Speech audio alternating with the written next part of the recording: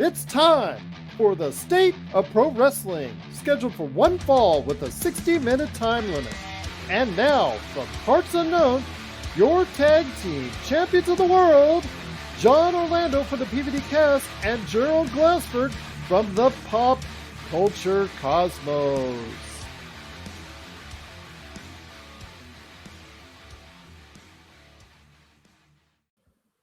Ding, ding, ding! And we're back with another episode of the State of Pro Wrestling. We want Kyrie. We want Kyrie. We want Kyrie. We want Kyrie. We want Kyrie.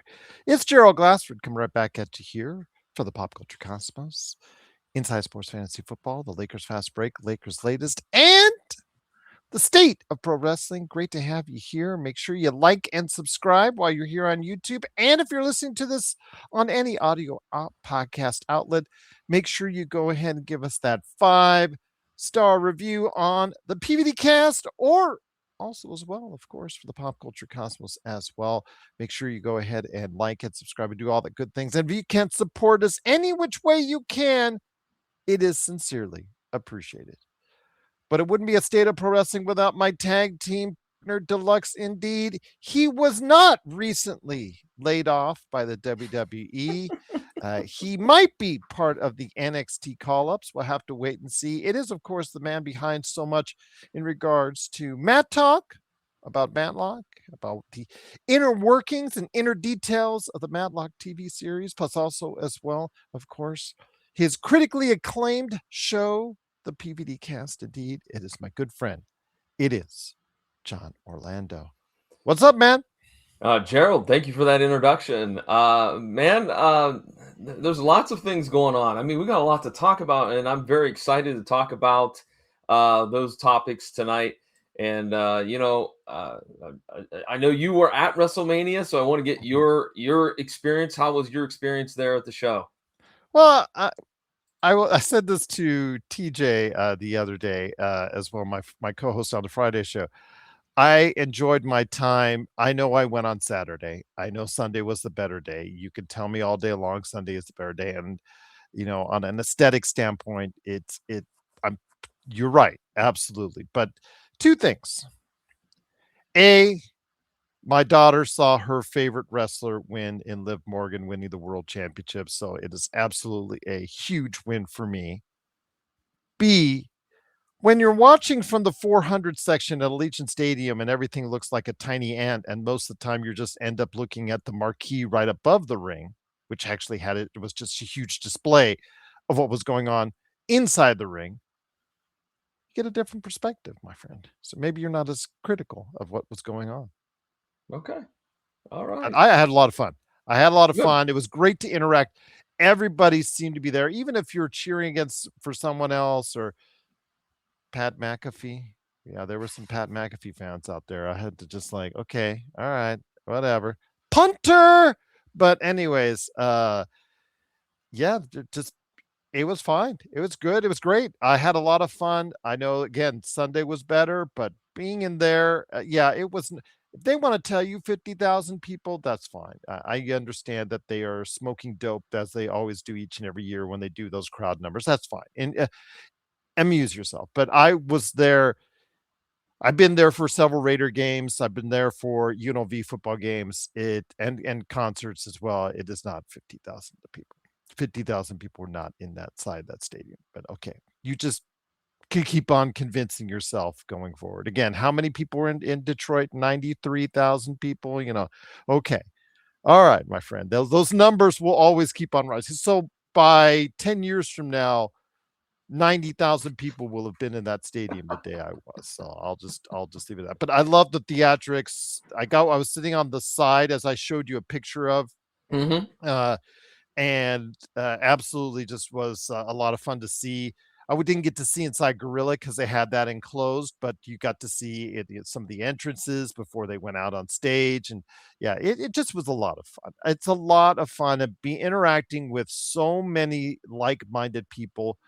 It was to the point where, as I said this before on the air, if you didn't have a wrestling shirt, you felt embarrassed. So you went and bought a $50 wrestling shirt, went to the bathroom because I went to wash my hands in the bathroom and I see like people just changing their shirts to a wrestling shirt just so that they could go ahead and have something because they didn't want to feel so out of place because everybody had WWE merchandising, which again, however much you want to poo-poo on the crowd size and all that, this will be one of the biggest money-making weekends for the company in history, and we're gonna go why into more detail here in a little bit, one of the reasons why, but yes, for me, it was just a lot of fun. I got to visit the store at the Las Vegas Convention Center right next to World on both Friday and, as they were closing on Sunday, and it was just a great experience. Just, overall, it was just a fun experience again. I had fun interacting with the people last year.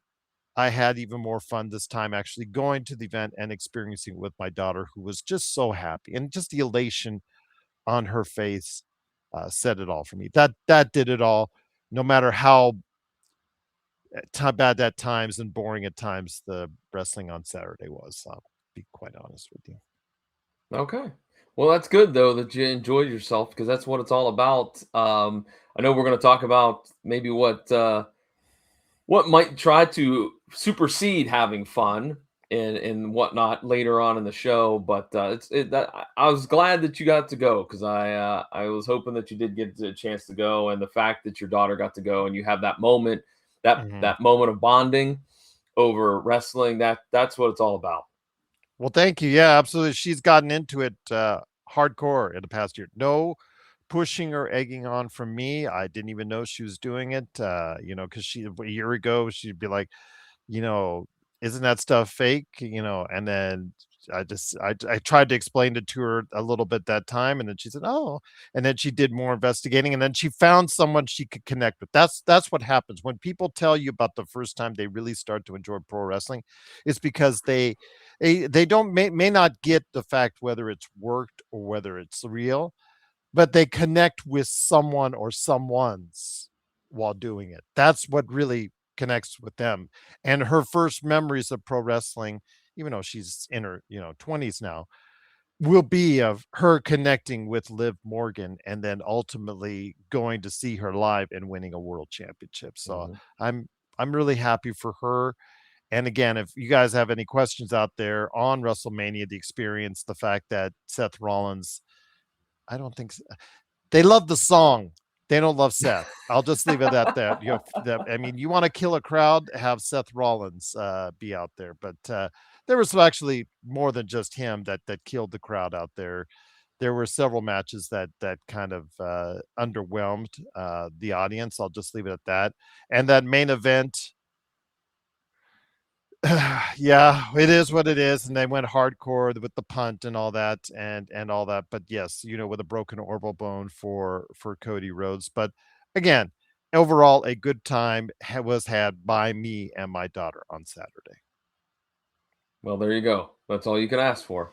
Yes, indeed, my friend. So, what were your thoughts watching the entire weekend? Now, Sunday, I would agree with you. Sunday was much better. The first hour, obviously, for ESPN was really a highlight with Obafemi and then Penta, Obafemi beating Brock Lesnar, who is supposedly retired. Yeah, Terry Funk retirement, I see out of that one. And then also as well, Penta winning the ladder match. But there was a lot of good stuff on the Sunday card. Your thoughts, my friend, overall, though, on WrestleMania weekend? I felt that this weekend, or that weekend, I should say, was really good. Yes, Saturday there were some stinkers. Yes, there was. But overall, I thought that the matches on Saturday were good. I think the main event could have been handled a little bit different. And I know that we've talked about the booking and how things got thrown together a few weeks prior to Mania. But I think Saturday was good. Sunday was really good. That definitely I agree. The main event was fantastic.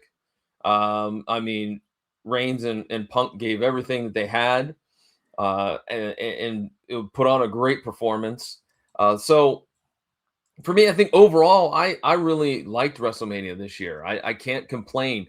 My biggest complaint, and it's not even the matches I thought were stinky, like that the women's tag team turmoil match was not very good. But those are Mhm. very infrequently, or frequently, they're not very good, I should say. Mhm. Whether it's the men, whether it's the women, you just got too many moving parts and too many things can go wrong.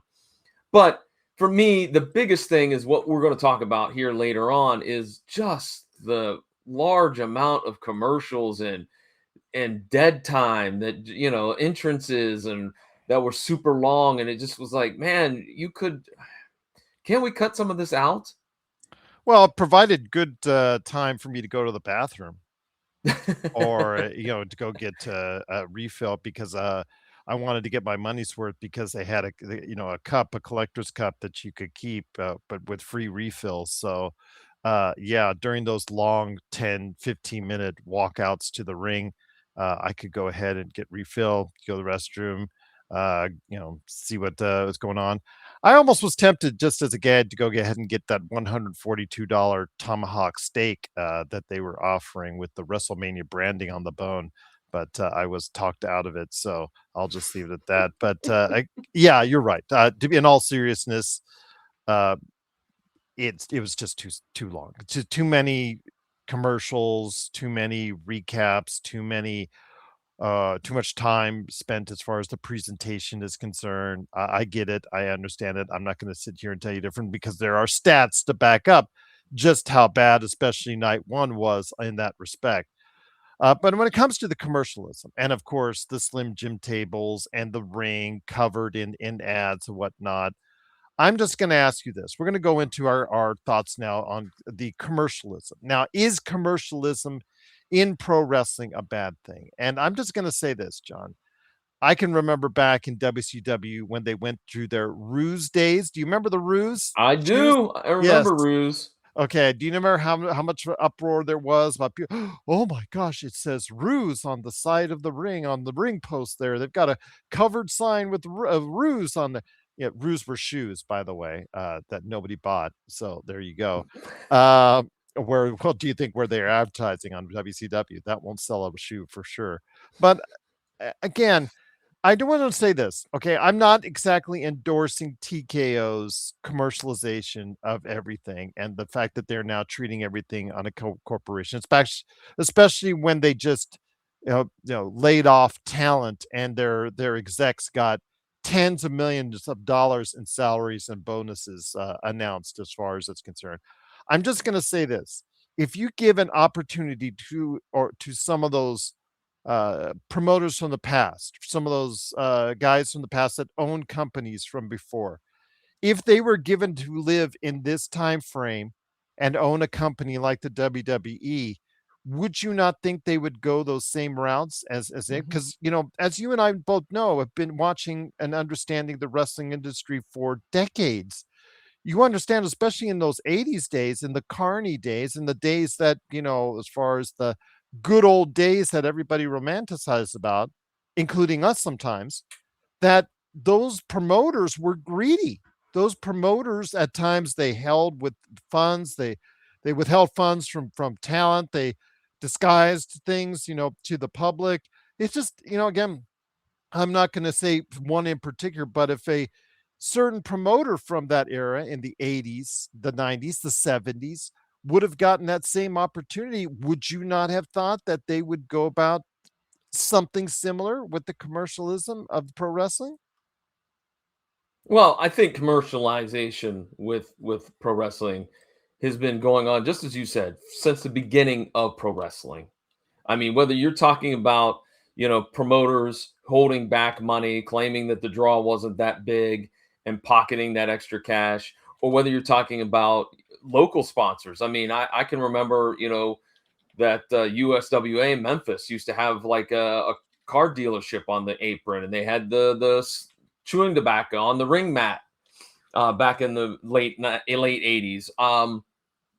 Yeah, I don't think it's bad, Gerald. I think much like many things in our lives, moderation is the key. And I Mhm. feel like right now TKO has there's no moderation. We are gonna Oh, make no, no, there profit. is no moderation. I will be 100% with you on that, my friend.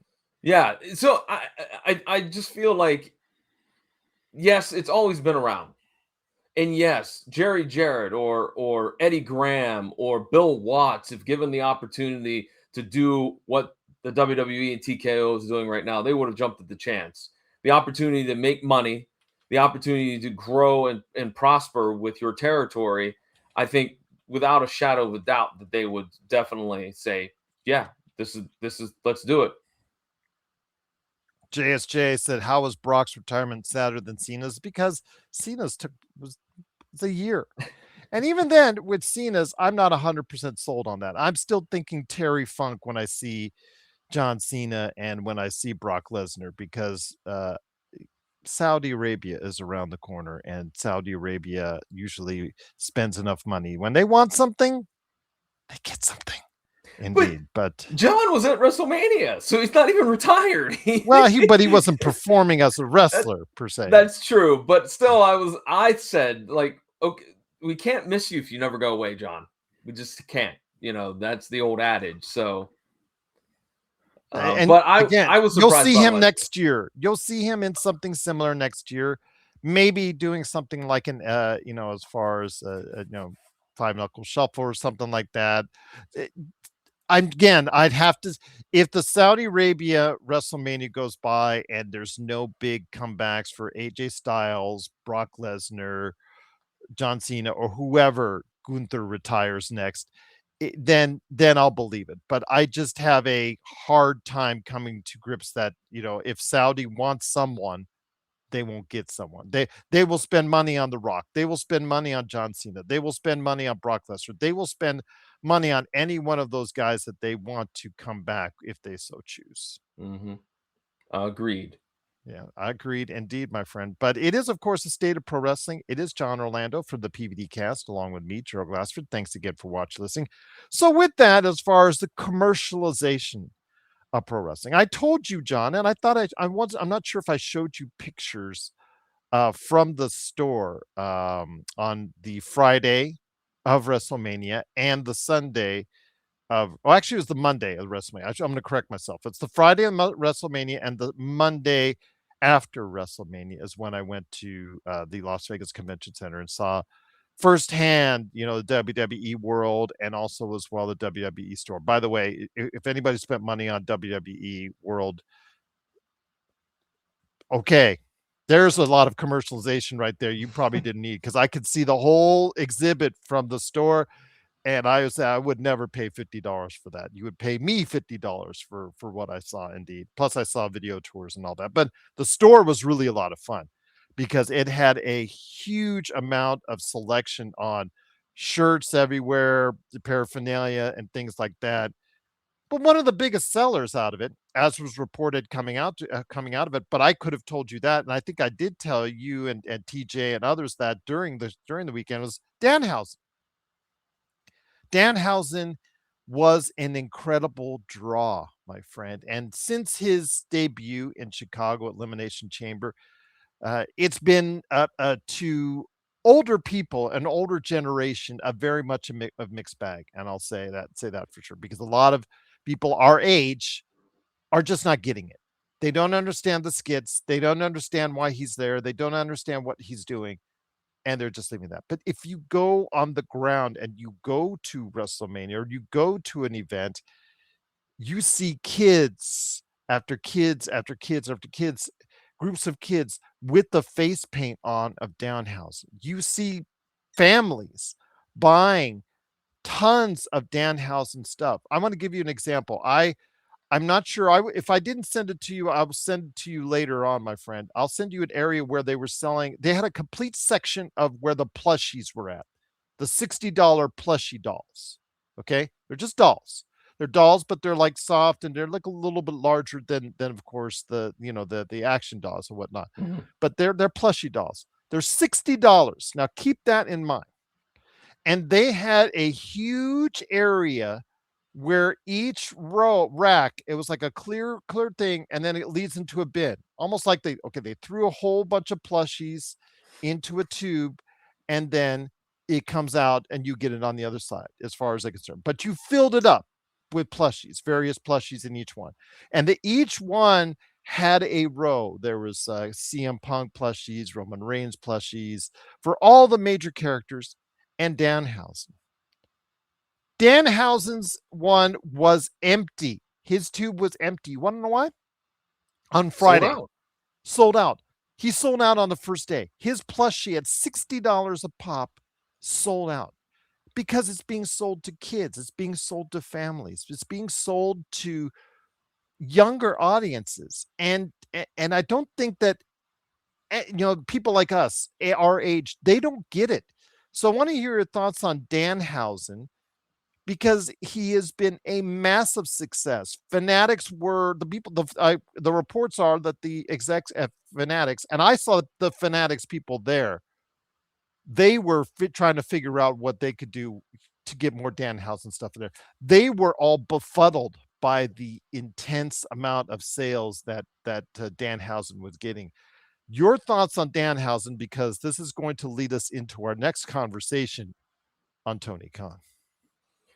Danhausen is fantastic. I have been a fan of Danhausen even when he was in the Indies, even when he was on AEW. Just the gimmick is so darn silly, but it works. It works because he's giving everything he's got to that character.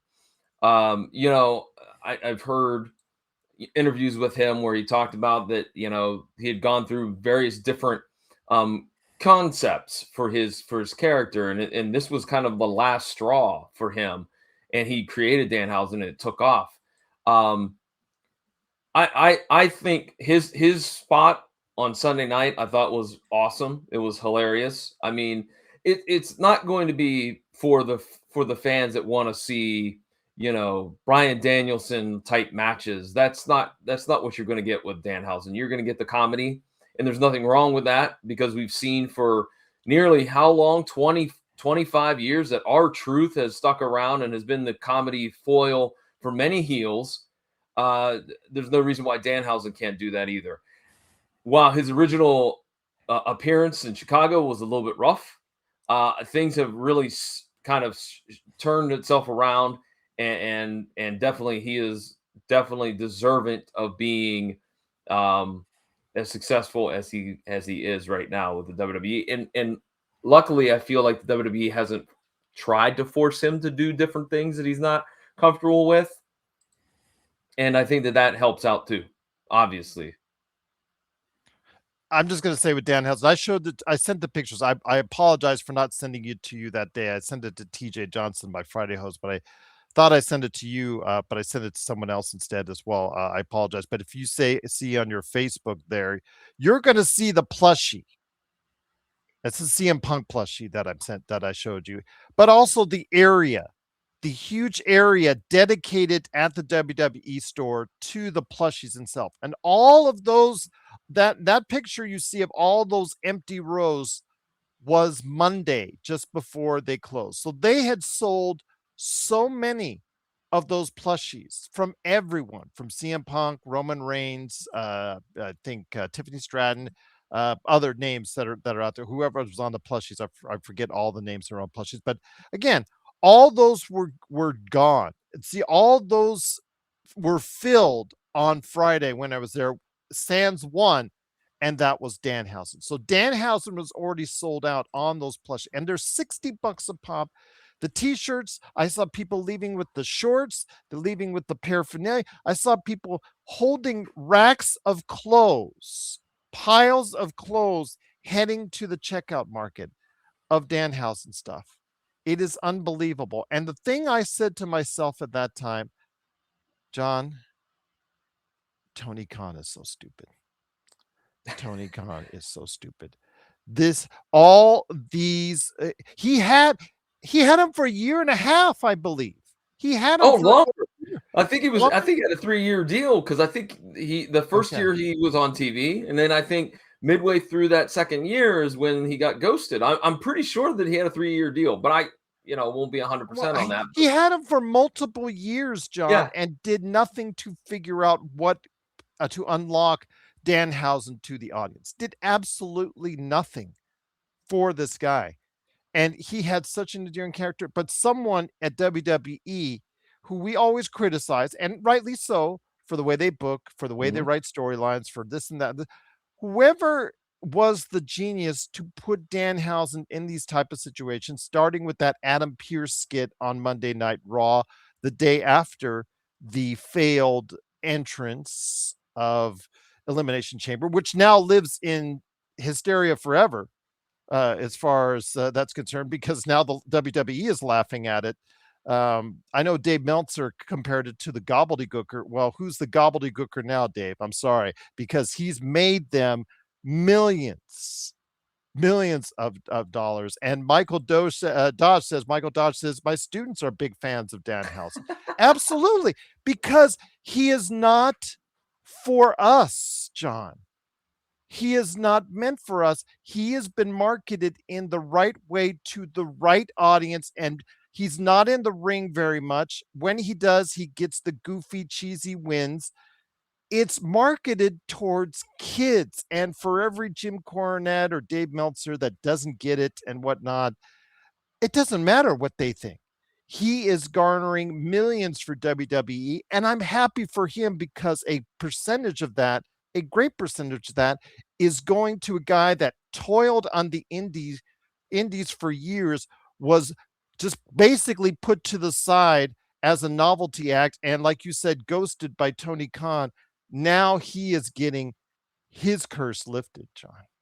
And look, I'm also going to say something as well, that they've done a great job of taking the Miz and making him the foil to Danhausen. Because let's be honest, I have Ringside Rand who appears on my shows, and he thinks, and he's right to an extent, that the Miz is like the MVP, the unsung MVP of WWE. Because when you need someone to put somebody over, who do they go to? They go to the Miz, and the Miz always seems to get them over without damaging their character. And so, I mean, this whole Miz versus Danhausen, the whole video they had I think on SmackDown, I think it was the one where Danhausen was in his house, where he got to Miz's house. That was funny. That made me chuckle. That made me laugh. And I know that, as you did say, I'm not the target audience. Neither are you. But still, it's something fun that we both can enjoy no matter how old you are, whether you're a kid, whether you're a teenager, whether you're an adult. I think that it's the silly comedy that certainly gets over. Absolutely. So again, we're talking as far as how well he has been perceived, and I'm happy for him, and more right now. So if you have any thoughts down below, Michael, again, this is going, as Michael said, this is going to a younger audience, and these are the Danhausen skits, the Danhausen presence. We talk about again the first time as my daughter in her 20 when her first inferences of pro wrestling has been Liv Morgan is the first thing that she's identifying with. These are the first things that these younger audiences are going to identify with is Danhausen. And is it the true the true worker of the sport, the true representation of the sport?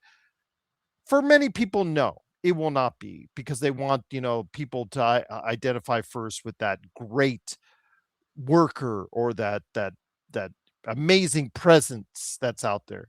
Well, sometimes it's about just entertaining people, because that's what I thought that what this business is supposed to do, entertain.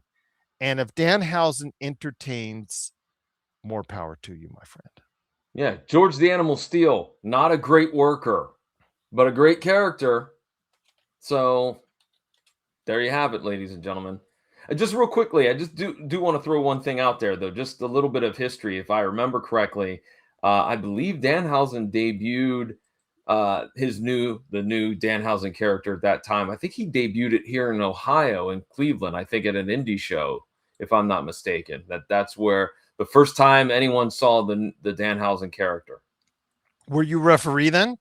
No, I was not refereeing nor ring announcing. Ah, that would have been great, because that would have been a claim to fame, and then you could have gone to Danhausen and said, "Where are your human dollars?" Something And like I that. want my blimp. Yeah, there you go. Well, he got his blimp. He did. He did at WrestleMania. Yes, he did his WrestleMania, and he even got to be in the Goodyear blimp up above that was hovering above WrestleMania. So again, I have nothing but the biggest world of happiness to Danhausen on his success. But again, that is one of the two big blunders. And I know that we're hard on AEW. So we're not trying to hate on AEW. Again, a very successful company. It is the number 2 business in the entire world. Although CMLL, AAA, and then some stuff going on over in Japan as far as what's going on there is New Japan, okay, comes and goes right there. But AEW, for all lack of a better term, is the number 2 promotion in the entire world. I will probably have to go ahead and say that right now. But I'm not trying to go ahead and slam Tony Khan. But when you also, as we talked about last month, John, we thought for All In, their big event of the year in London, it's going to be MJF and Will Ospreay. I will still tell you it's going to be MJF and Will Ospreay.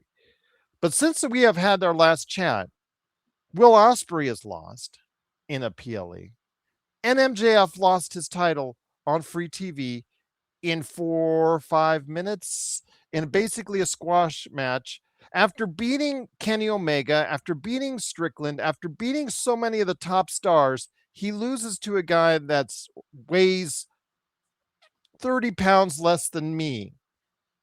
And the fact is, if you saw that match, MJF had to roll, tuck and roll in 4 different directions just to try and make sure the coffin drop would hit right. And it looks so bad. It looks so phony. It looks so terrible because of the fact you willingly have to roll yourself a matter of 5-6 feet in the other direction so he could hit you from all 4 corners. Your thoughts on that, my friend? Again, credit to Darby Allin for working so hard and getting this title. Whether you want to say it's a Mick Foley appreciation title, which Mick Foley eventually overcame and earned by winning it multiple times and earning it because he proved himself to be a ratings draw and a money draw as well, despite all the sacrifices he's made. And then a combination of Rey Mysterio, who at a smaller size still brought in people with his electrifying skill. I understand that people have been talking about that comparison to both those wrestlers, my friend. But your thoughts on giving the title to Darby Allin? I'm not as far as against that part of it as much as I am the timing of it and the fact that the match itself was absolutely abysmal after what MJF proved against some of the elite performers in All Elite Wrestling. I feel like I don't have a problem. Let me go back and just say I don't have a problem with Darby Allin being the champion. Okay, that's fine. No problem. He's one of the pillars. I get it. Mm-hmm. But there was zero build for this. They did it during the show. They did nice packages during the show and interviews to build up, but that's during the show.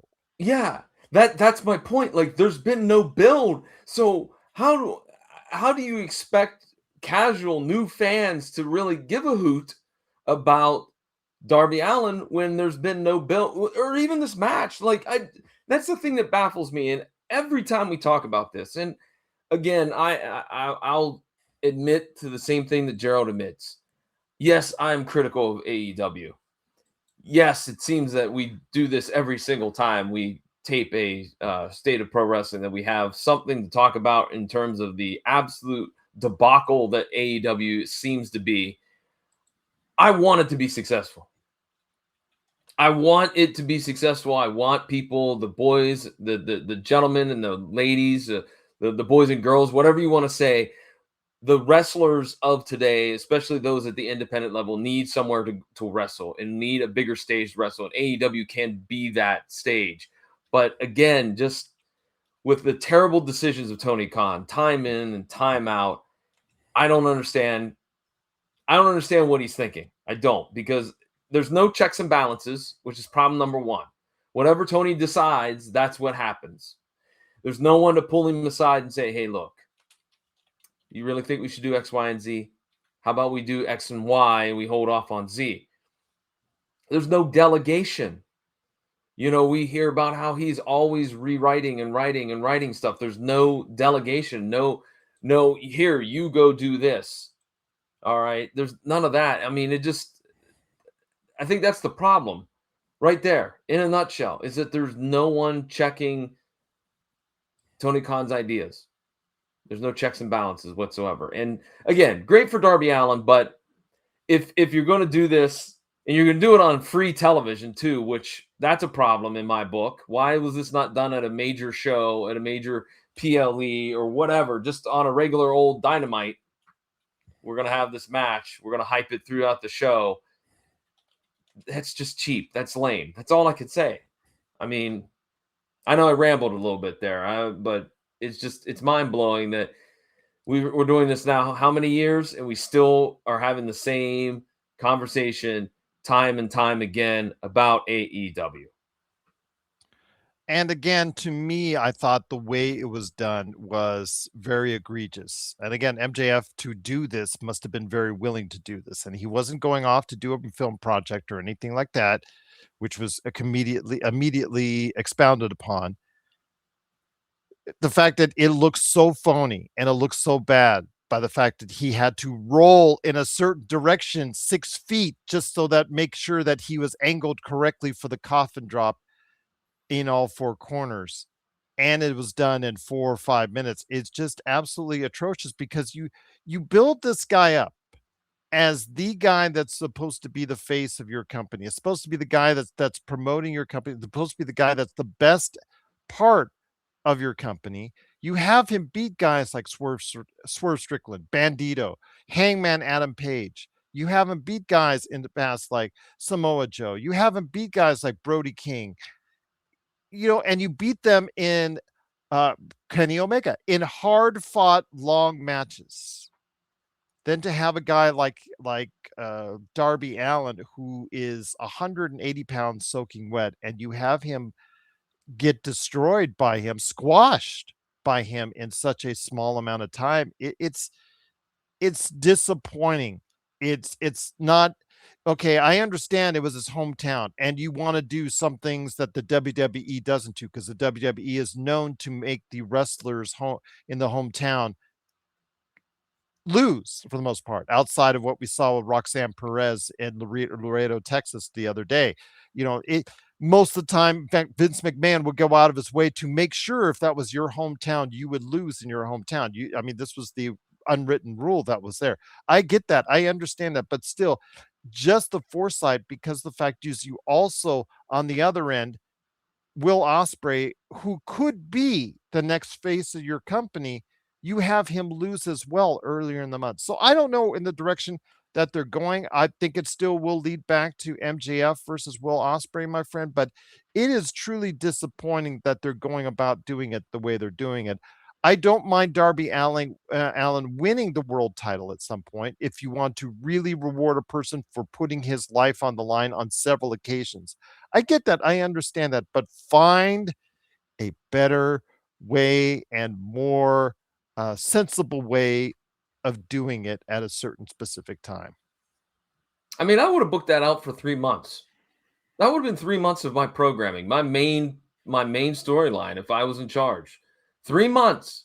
3 months to really build and get people invested in this match. Highlighting, you're right, Darby's smaller, but highlighting that Rey Mysterio, like pit bull underdog, kind of storyline. And do have MJF doing all the heinous stuff that he can do to mess over, to screw over Darby in every single match that he has. And by that 3rd month, you have something that people really can get behind. They're going to really hate MJF for what he does. All right. They're going to be behind Darby because of his underdog character, if you will.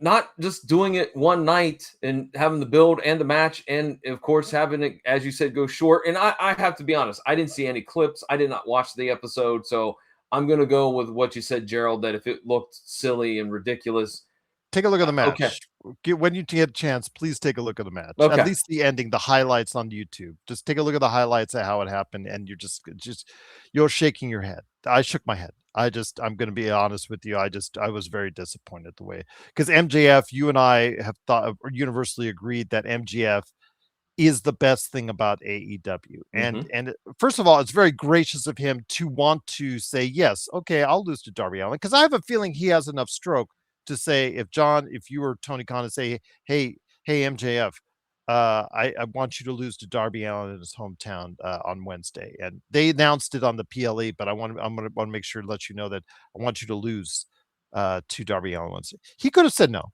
He has enough stroke to say no. I'm sure he has enough stroke to say no, but he chose to do it, and I gave him credit for doing that.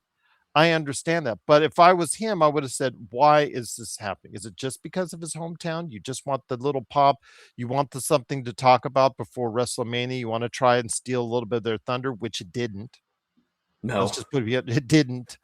Uh, but it just is if we want to go ahead and do that as some type of shock deal, yeah, that's fine. We're going to go ahead and do it. And then he had a tremendous match with Tommaso Ciampa the next week as far as defending the title, and I'm sure he'll have more great matches as well. And I'm not demeaning Darby Allin the wrestler, because as a worker to provide good matches, he can and does quite often do just that. But the timing of it, when you're trying to have that build towards something really special in London with MJF versus Will Ospreay. Now, I'm assuming it will still go to that, John, but it's kind of tainted by what's happened with Will Ospreay and him losing. And I'm sure he's going to go on a run now, but MJF as well. I just think it just takes a little bit of the luster of what's coming up for London. Oh, I agree with you, but it wouldn't shock me if we just threw everything out and just started with something else as our main event That would be for crazy. Wembley. That would be absolutely crazy. That would be a mistake. That's your biggest money match is right there with Will Ospreay and MJF. And okay, all right. But if I mean, I don't want to see that happen, but we've have evidence that Tony Khan could just decide one day to get up and go, we're going to go in a totally different direction for okay, Wembley. we'll see what happens. But I can't say I disagree with you on that. But we'll keep reporting it right here on the State of Pro Wrestling, and hopefully you'll join us for that this time next month. But before we head on out, my friend, let's go ahead and get into the juicy details of what went on as far as the folks who were unceremoniously and just a terrible time of year after WrestleMania when WWE does their annual cuts of talent, but also the NXT call-ups for one individual or one tag team's rise and hopes of getting to the big time. This is what they work for. This is what they earn for. For others, it's a sad time because they're let go from the thing that they love doing and the position that they were in with with the biggest company in the entire world. So with that, John, do you want to go NXT call-ups first or WWE waivers Let's first? go waivers Okay. because I think the waivers to me are a little bit more interesting than the NXT folks being I called up. That's exactly was my theme for the NXT call-ups because yeah, when you look at that list, you're like saying to yourself, does anyone really stand out on that list? But I'll go from there. We'll start with the releases. We'll touch on the most impactful worldwide on a social media basis here at last. We'll start with the NXT and developmental releases. Andre Chase, founder of Chase U, Dante Chen, the first Singaporean born WWE superstar, Tyra May Steele, Serena Linton, Tyson DuPont, Tyreek Igwe, Chris Island, Malik Blade, Trill London, Luca Crucifino, and Carly Bright were talents that were let go of the NXT level. The tag teams and factions, the entire Wyatt Six, gone. And I want to ask your thoughts on that, my friend, because they came in with a huge bang, quite literally. If you were, of course, watching on the way that they entered in, holes in the head and everything of Chad Gable and all that. And they left out with a whimper. Storytelling issues or whatnot. I don't know. Because again, during Halloween, when Universal was promoting their haunted house, WWE didn't promote it along with them. So that could probably tell you that they were souring on the Wyatt Six already. Yeah, I don't know what the problem was with the Wyatt Six. I was not a big fan of it. I liked Bray Wyatt, but just to me, the Bray Wyatt family was Rowan and and Brody, along Mhm. with Bray Wyatt. I didn't really like this new revision of it, but it seemed like there were so many starts and stops that I got to be honest, I wasn't 100% shocked that they got released, to be honest, because so many starts and stops, along the way. You think that they were going to do something great in the tag division. They had the tag belts, correct? If I'm not Yeah, mistaken. they did it for a time, and then the Samoans, they took it, but did anybody really care about that feud? No. Yeah, Yeah. right. The booking of the Wyatt Six was also something The that left a MFTs lot to and all be that. Yeah. desired. Yeah, Yeah. yeah, those guys, Tamatonga's crew. Yep. Um, but yeah, so I'll, I'll I wasn't go too ahead. surprised. Sorry. No, all good. I wasn't too surprised at all. I mean, again, when you are on that mid to lower card and you're just not generating money, enthusiasm in the crowd, money at the merchandising sales, then you might want to make your travel plans accordingly. Just to be honest with you, I'm not going to try and BS anyone out there, but Motor City Machine Guns, they had last appeared actually at the WWE World. They performed in the ring just before WrestleMania. They were world tag team champions upon almost initially upon their immediate entrance in there. The longtime wrestlers, longtime tag team. I think they're placed next, according to rumors, is AEW. Not too surprised there with Motor City Machine Guns. They just didn't do much with them after they had their title run, and I mean they're just veteran guys. They don't have they've just veteran guys that have earned their keep throughout the way, really good workers, and I'm still thinking, they're in their 40s now, that there's still more yet to come. Oh yeah, I think the MCMGs are not finished by any stretch of the imagination. And you know what? I also was not again surprised by this either, because I hadn't seen them on TV in a while. I hadn't heard anything about them in a while, so I just kind of assumed that, as you mentioned, they were kind of in that lower mid card that makes it a little bit of a difficult place to be in the world of WWE.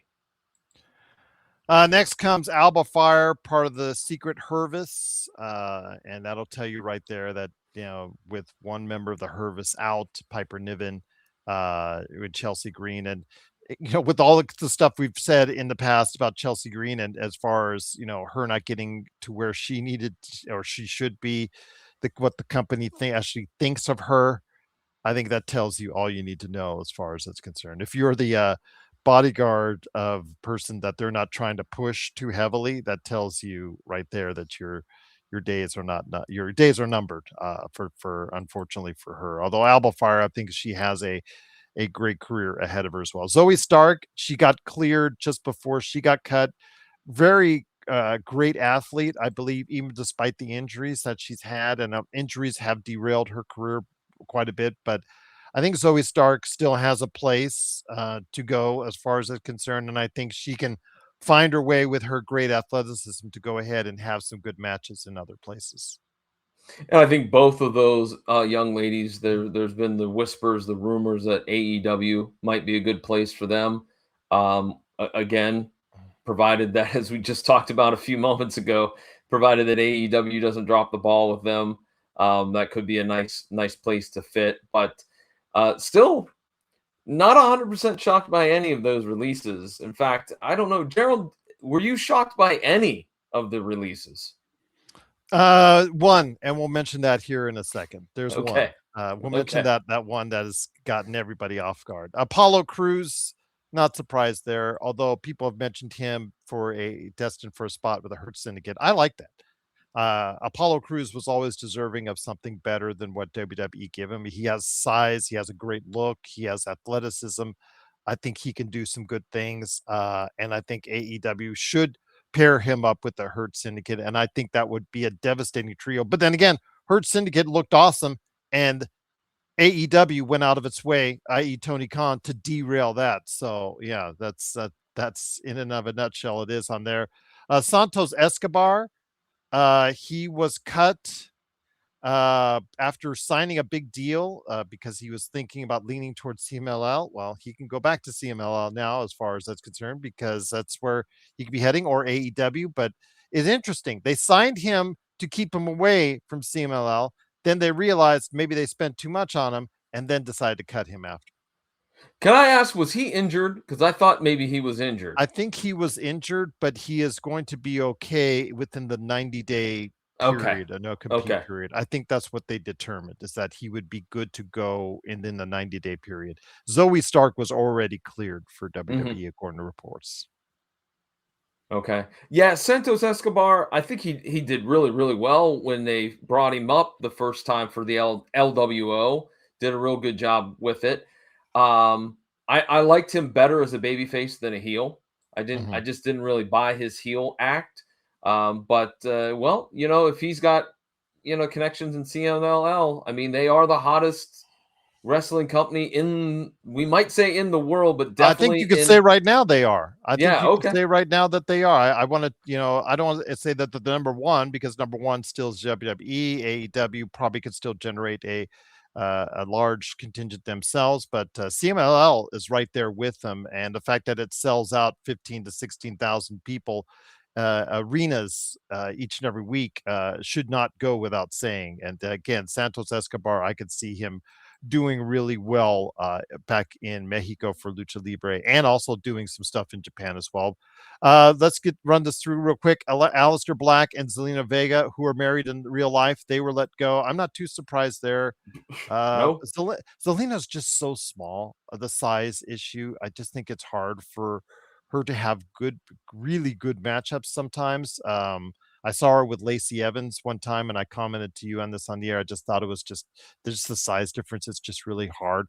But I know she's devastated by it. And Aleister Black, he has a great look, but it just never seems to go anywhere with the mysterious House of Black from AEW and all that stuff, similar to what he was doing in WWE. It just never seems to go anywhere. I know that he was rumored to be the voice before Pat McAfee, and that still would have done nothing for me, but obviously would have kept both of them employed, and unfortunately it did not work out. But the one thing I want to go ahead that's trending worldwide is Kairi Sane, who is in the middle of a storyline. Let me repeat that, in the middle of a storyline with Asuka and Io Sky, looking more and more like she was going to turn on Asuka when they would have their match. Was supposed to be at WrestleMania, didn't work out at WrestleMania. Now it's at Backlash. Your thoughts on Kairi Sane and the backlash, quite literally, because she has now been trending worldwide, and a lot of people are angry, including me, that she is gone. She's the only one I would have said that you could have done a lot more with. I was shocked by that one. That was the one that really shocked me because, again, as you mentioned, mid storyline, they hadn't wrapped this up.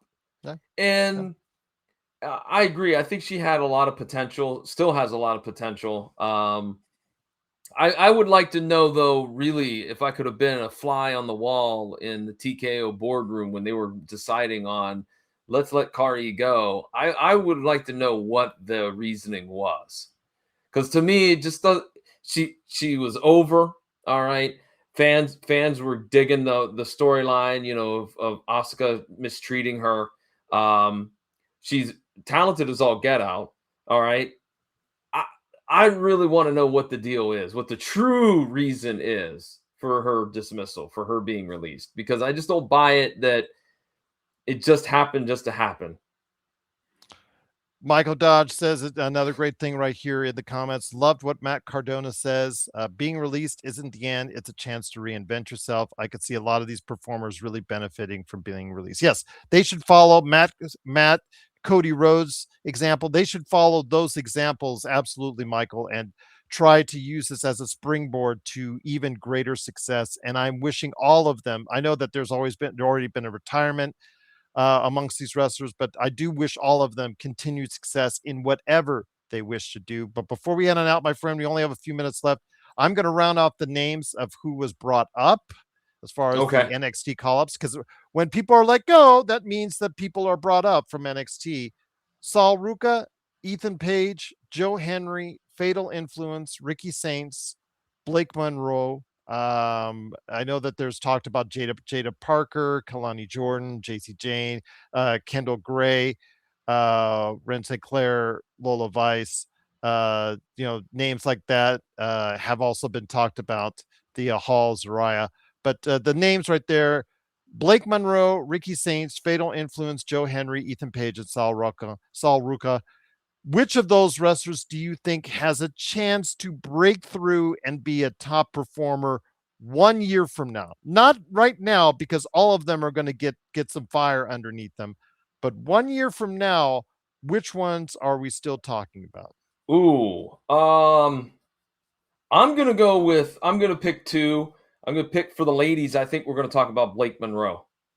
I think she's Question though with Blake Monroe, is she too much like Tiffany Stratton? I would have told you that Blake Monroe, aka Mariah May, and AEW is tremendous talent, but is she too similar in what Tiffany Stratton brings you? well, she is because she's got that striking look that is very similar to Tiffany Blonde, Stratton. yes. Blonde, yes. Maybe they do something different with her. I could see a quick dye job of the hair, maybe. That could maybe give enough separation. I can see exactly where you're coming from, though. That there is that little bit of lap over, if you will. As for the men, I'm gonna go out on a limb. I think Ricky Saints. I think we're talking about him a year from now.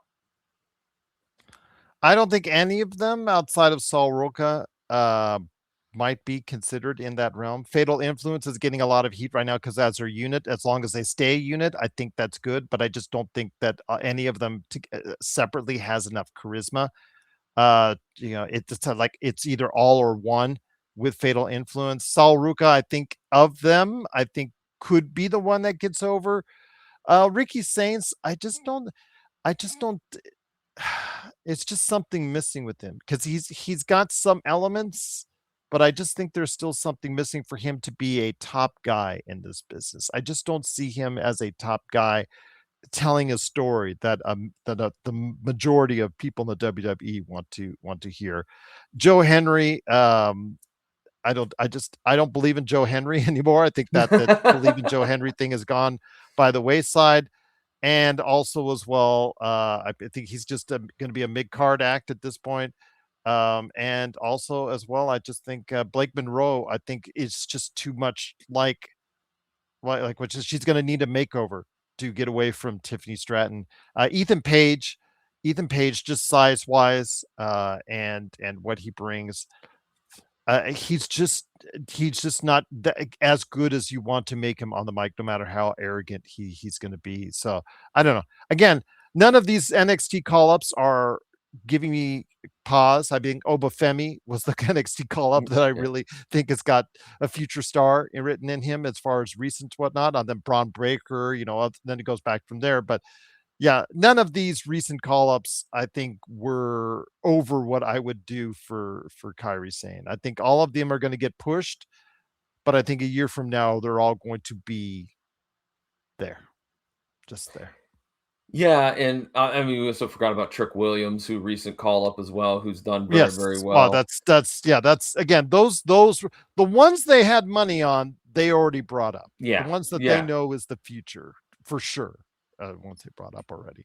They were smart in that. Javon Evans, yeah, those individuals that they brought up already are the ones that yeah, they already got ideas on, John. hmm So all right. That's it for us at the State of Pro Wrestling. John, what you working on with the PVD cast before we head on out? What am I working on for the PVD cast? Well, I'm working on, of course, lining up some great guests. As we're kind of, you know how it is. Sometimes you get that little bit of that dead spot there before you get somebody scheduled. So that's where I'm at right now, being 100% open and honest. But got a lot of great shows, as I just mentioned earlier on. Ringside Rand is a good friend of mine. He sits down with me over the last 2 episodes to talk all about WrestleMania. What we thought about the show, what we liked about it, what we didn't like about it. We talk about those darn commercials. We certainly do. So that's available at pvdcast.com or wherever you find great podcasts. My partner Jason Taylor and I just dropped a new episode of Matt Talk this Sunday morning. We have changed our dates. We are no longer doing Saturday or Sunday evenings. We're doing Sunday mornings. It seems to have helped out with the ratings, and I think it's just a better fit for our show. So we're coming up with that.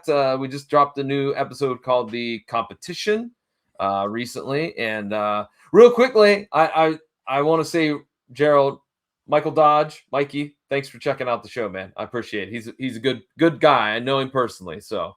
Absolutely. Great to have you watching. For everyone out there, appreciate you watching and listening. But I'm just checking my table. So for next month, I might bring in a Slim Jim table. How about that? Oh, okay. That's good. That's well, I know fine. they're not good to Sol Ruka because she slammed her head on one.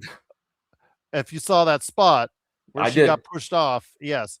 One broke and then the one right behind. Why do you stack them together? Why? When somebody's falling, they're just going to end up. The way it was angled, just absolutely okay. No wonder she cut her head on that other table. Yeah, absolutely. But as Michael Dodge says, you are cursed. Well, hopefully you're not cursed. I want you guys to be around to not be cursed. So hopefully you'll be around to catch us on the next State of Pro Wrestling. But for John Orlando from the PVD cast, and also as well from Matt Talk, it's me, Gerald Glassford. Thanks again for watching this thing. Please like and subscribe and make sure you're part of what we're doing each and every month. When we stop on by, when we get back into the ring, when we pay more human dollars right here on the State of Pro Wrestling from the PVD cast and the Pop Culture Cosmos. Ding, ding, ding. It's time for the State of Pro Wrestling, scheduled for one fall with a 60-minute time limit. And now, from parts unknown, your tag team champions of the world, John Orlando from the PVD cast and Gerald Glassford from the Pop Culture Cosmos.